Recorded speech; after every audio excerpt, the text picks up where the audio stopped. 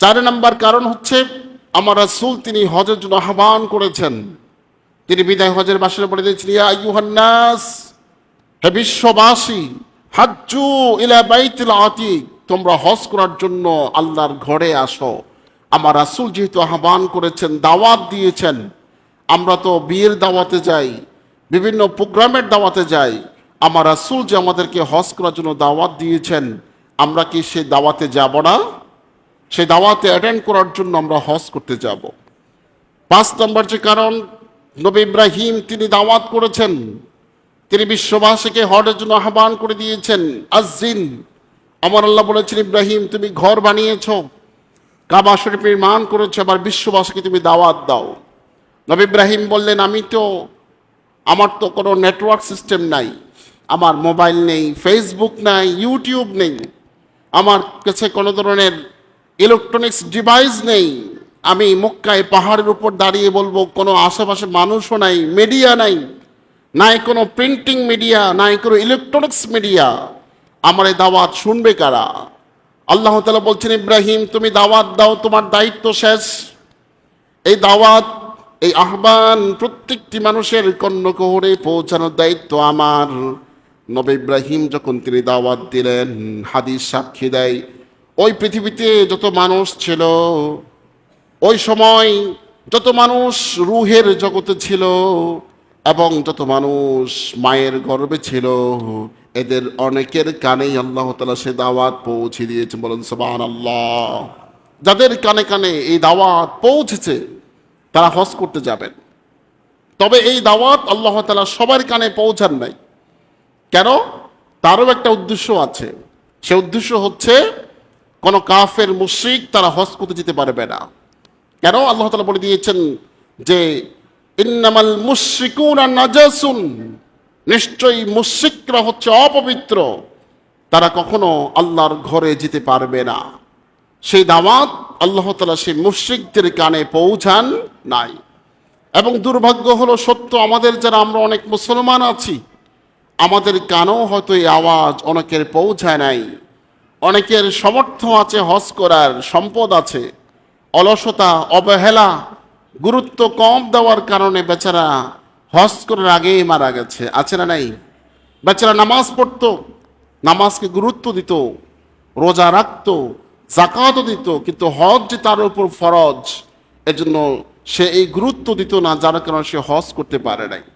আমার রাসূল বলে দিয়েছেন, যে ব্যক্তির উপর হজ করা ফরজ, যদি সেই হজ না করে মারা যায়, তাহলে সেই ইহুদি হয়ে মরুক আর খ্রিস্টান হয়ে মরুক, আমি রাসূল এবং আল্লাহর কিছু আসে যায় না। তার মানে হজ না করে মারা যাওয়া কবিরা গুনাহ, সে আর তখন মুসলমান তেমন থাকে না। এজন্য বন্ধুরা আমার, হজ নামাজ রোজার মতোই ফরজ ইবাদত। যাদের সক্ষমতা আছে তারা যেন সকলেই হজ করেন। 6 নম্বর হচ্ছে, আল্লাহ তাআলা কাবাকে নিজের ঘর বলেছেন। কাবা কার ঘর? সবাই বলেন কার ঘর? আমাদেরও যেমন ঘর আছে, আল্লাহরও ঘর আছে।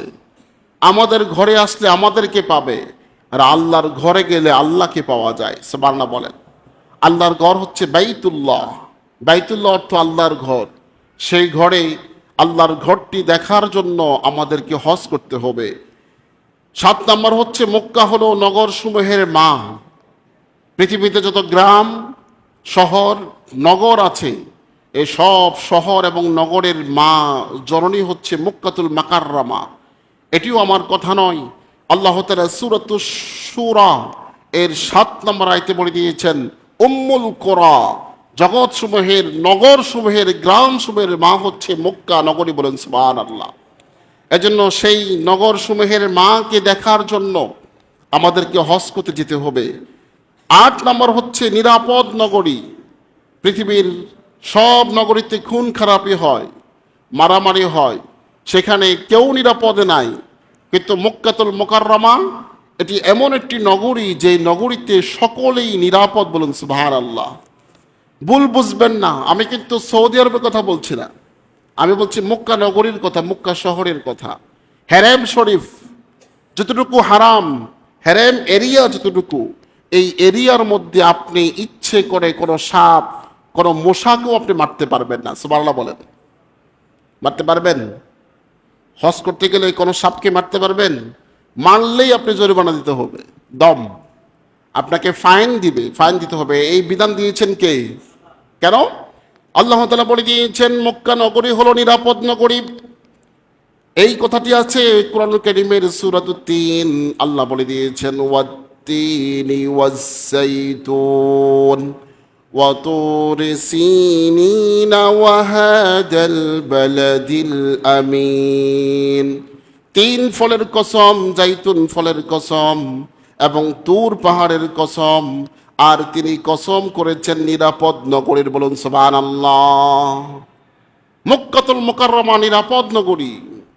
সেই পৃথিবীর একমাত্র নিরাপদ নগরী দেখার জন্য আমাদেরকে হজ করতে যেতে হবে।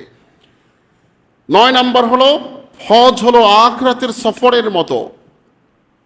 আখিরাতের সফর যেমন, হজের সফরটাও তেমন। আমাদের সবাইকে যেহেতু আখিরাতে যেতে হবে, না গিয়ে কোনো উপায় নাই, যেতেই হবে যেহেতু, সেই প্রস্তুতিমূলক একবার হজের সফরে যাওয়া দরকার। আখিরাতের সফর যখন আমরা যাব, আমাদের গায়ের সব পোশাকগুলো খুলে ফেলা হবে, আমাদেরকে কাফনের কাপড় পরানো হবে, কাপড়ের কাপড়টা সাদা, সেই কাফনের কাপড়টি পরে আমাদেরকে কবরে শোয়া আসবে, ঠিক কিনা বলেন? ঠিক হজের সফরটাও হচ্ছে সাদা কাপড় পরতে হয়। আখিরাতের সফরের সময় আমার ঘরটার মায়া ছেড়ে দিতে হয়, আমার সন্তান, স্ত্রী, সম্পদ, আমার শহর, আমার গ্রাম, যেখানে আমি আড্ডা মারি, সব কিছু ত্যাগ করে আমাকে এই আপনার কবরে যেতে হবে। কবরে যাওয়ার সময় সাথে কিছুই নেওয়া যাবে না।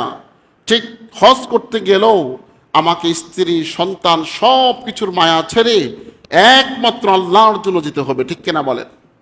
এটাই হচ্ছে হজের সফর, হচ্ছে আখিরাতের সফরের মতো। 10 নম্বর হচ্ছে আল্লাহ তাআলা মক্কার কসম করেছেন। আল্লাহ তাআলা নিজেই মক্কার কসম যেহেতু করেছেন, যে শহরের কসম আল্লাহ করেছেন, সেই শহরটা কেমন দেখা দরকার আছে না নাই?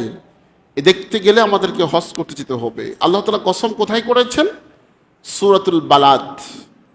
সেই নগরীর নামে আল্লাহ তাআলা কোরআনে আরেকটা সূরা দিয়েছেন, সূরাতুল বালাদ। আল্লাহ তাআলা বলে দিয়েছেন লা উকসিমু বিহাদাল বালাদ ওয়া আনতা হিল্লুম বিহাদাল বালাদ।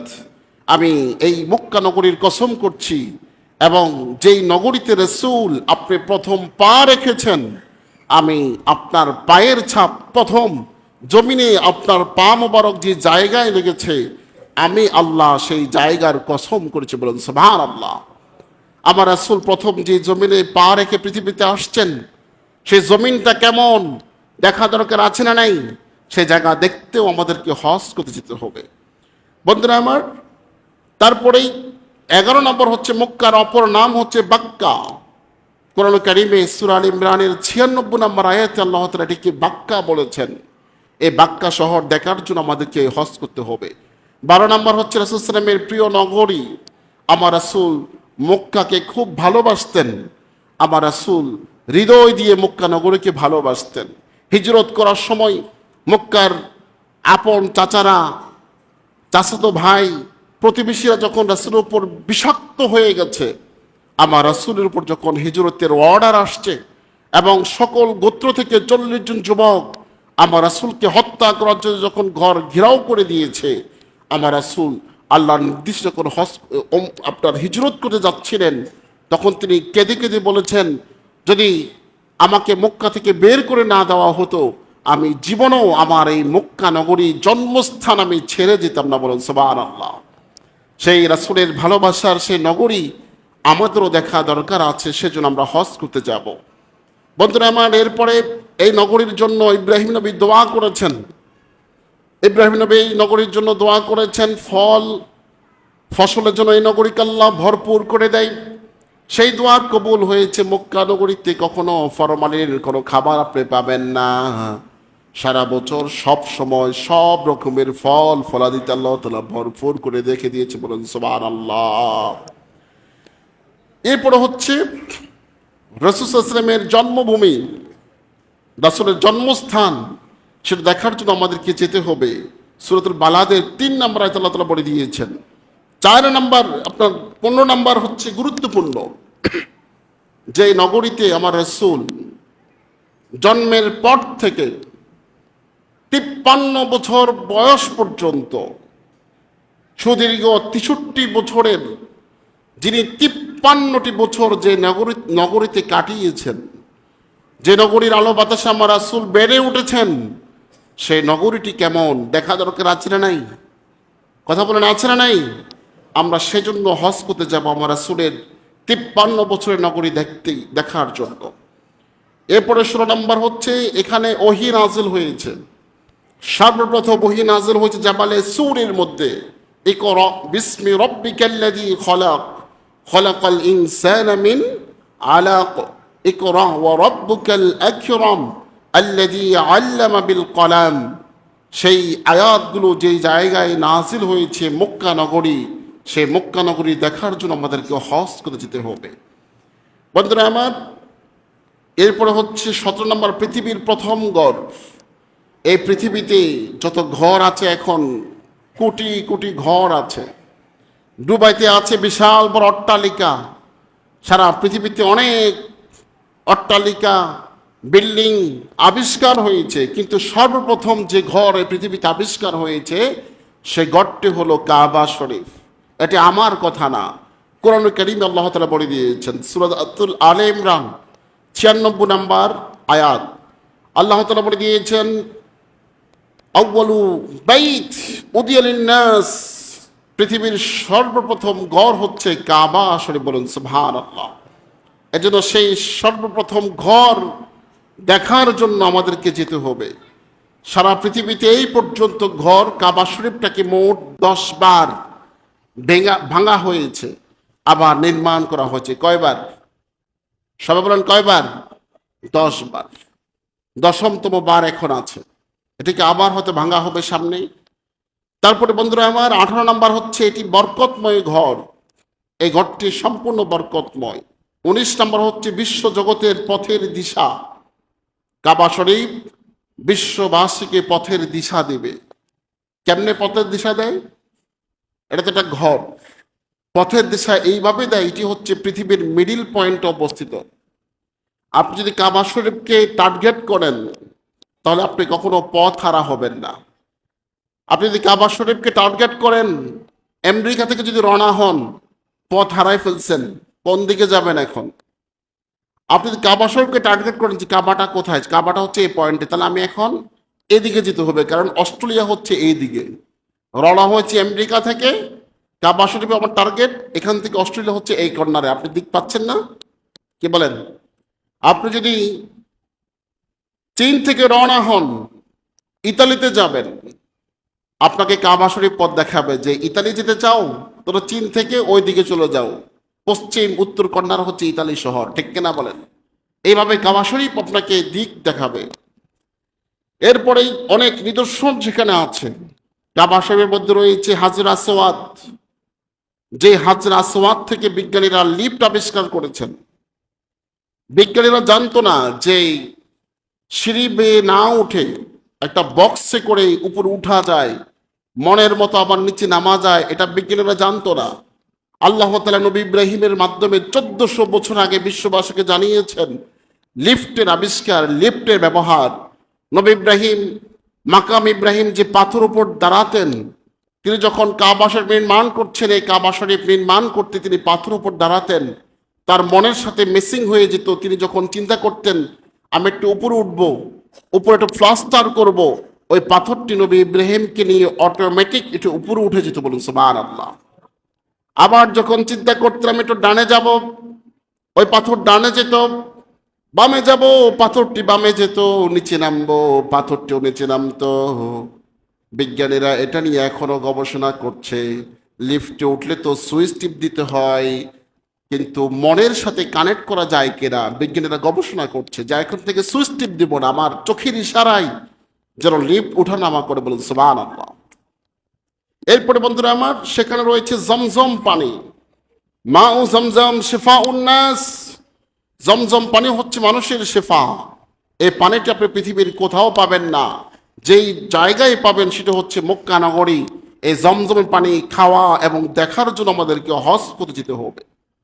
বন্ধুরা আমার, 23 নম্বর হচ্ছে মক্কা পৃথিবীর প্রাণ কেন্দ্র, পৃথিবীর মিডল পয়েন্ট হচ্ছে মক্কাতুল মুকাররমা। সে প্রাণ কেন্দ্র দেখার জন্য আমাদেরকে হজ করতে যেতে হবে। এবার আসুন 24 নম্বর হচ্ছে হযরত আদম এবং হাওয়া আলাইহিস সালামের মিলন মেলা, যেখানে তারা মিলিত হয়েছেন, যেখানে তাদের অপরাধ আল্লাহ তাআলা ক্ষমা করে দিয়েছেন এবং জান্নাত থেকে তাদেরকে প্রেরণ করার পর সর্বপ্রথম যে জায়গায় তারা মিলিত হয়েছেন সেটি হচ্ছে আরাফাতের ময়দান। সেই ময়দানে দাঁড়িয়ে তিনি দোয়া করেছেন, রব্বানা যালামনা আনফুসানা ওয়া ইল্লাম তাগফির লানা ওয়া তারহামনা লানাকুনান্না মিনাল খাসিরিন। বলুন আল্লাহু আকবার। নবী আদম দোয়া করেছেন, রব্বানা যালামনা, ওগো আমার রব, আমরা জুলুম করেছি, আনফুসানা, নিজেদের উপর, আমার নিজের উপর আমি জুলুম করেছি। আমরা এটা তো অনেকেই জানি না যে নিজের উপর নিজে জুলুম করতে পারে। আমরা জানি যে একজন আরেকজনের উপর জুলুম করে, কিন্তু নিজেই যে নিজের পায়ে কুঠাল মারছে, নিজের উপর নিজেই জুলুম করছে, এটা আমরা জানতাম না। আমাদেরকে নবীরা শিখিয়েছেন। সুবহানাল্লাহ বলেন। নবী শিখিয়ে দিয়েছেন আমরা আমার নিজের উপর জুলুম করেছি। ওয়া তারহামনা, যদি আপনি আমাদেরকে রহম না করেন, আমাদেরকে ক্ষমা না করেন, লানাকুনান্না মিনাল খাসিরিন, আমরা ধ্বংস হয়ে যাব। তারা এই দোয়া পড়ে যে জায়গায় মাপ পেয়েছেন, পৃথিবীর সমস্ত মুফাসসিরে কেরাম একমত, পৃথিবীর যত অপরাধী আছে, যত পাপ আছে, যে জায়গা গেলে পাপ মোচন হবে, মাফ হবে, সেটা হচ্ছে আরাফাতের ময়দান। আমার রাসূল বলে দিয়েছেন, আল হাজ্জু আল আরাফা, আরাফাতটাই হচ্ছে হজ। যে ব্যক্তি আরাফায় গেল না, সে হজ হলো না। বলুন সুবহানাল্লাহ। সেই আরাফাতের ময়দানে দেখতে যাওয়া, গুনাহ মাফের জন্য যেতে হলো আমাদেরকে হজ করতে হবে। 25 নম্বর হচ্ছে সকল নবীর তাওয়াফ করেছেন, পৃথিবীর সকল নবীরাই হজ তাওয়াফ করেছেন। 26 নম্বর হচ্ছে নবীগণ এর হাত দ্বারা যে ঘর নির্মাণ হয়েছে সেই ঘর দেখতে যাওয়া, গুনাহ মাফের সুযোগ। কাবা শরীফে গেলে আমাদের গুনাহ মাফ হয়েছে। বাকারা শরীফ, সূরাতুল বাকারার 197 নম্বর আয়াত, বুখারী শরীফের মিশকাতের 226 নম্বর হাদিসের মধ্যে গুনাহ মাফের কথা রয়েছে। মনের প্রশান্তি, আপনি যেখানে যান প্রশান্তি খুঁজে পাবেন না।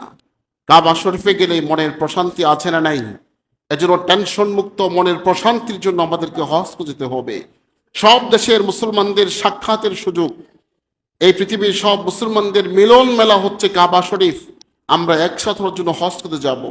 তারপর হচ্ছে সব দেশের নবীদের স্মৃতি, আদম, ইব্রাহিম, ইসমাইল, মুহাম্মদ সাল্লাল্লাহু আলাইহি সাল্লাম সহ অনেক নবীদের স্মৃতি রয়েছে কাবা মক্কাতুল মুকাররমা। নবীদের স্মৃতিগুলো দেখার জন্য আমাদেরকে হজ যেতে হবে। ভ্রমণের সুবিধা, বদলি হজের সুযোগ, সম্পদ পবিত্রকরণ। হজ না করলে সম্পদশালীদের সম্পদ পবিত্র হবে না। এ নিজের সম্পদকে পবিত্র করার জন্য হলো হজ করতে হবে। ঈমানের পূর্ণতা, নামাজ, রোজা, যাকাত দিলে আপনি ঈমানের পূর্ণতা পাবেন না হজ ছাড়া। হজ করলেই আপনি একজন পরিপূর্ণ মুসলমান হতে পারলেন, ঠিক কিনা বলেন? এজন্য ঈমানের পূর্ণতার জন্য আমাদেরকে হজ করতে হবে।